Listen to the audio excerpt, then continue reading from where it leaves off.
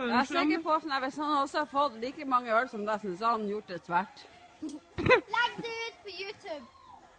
Ja, det tror jeg og Heia hun står for ganske... Har du noe mer om du skal ta ut deg? Jeg kom hit her og har røyket på meg.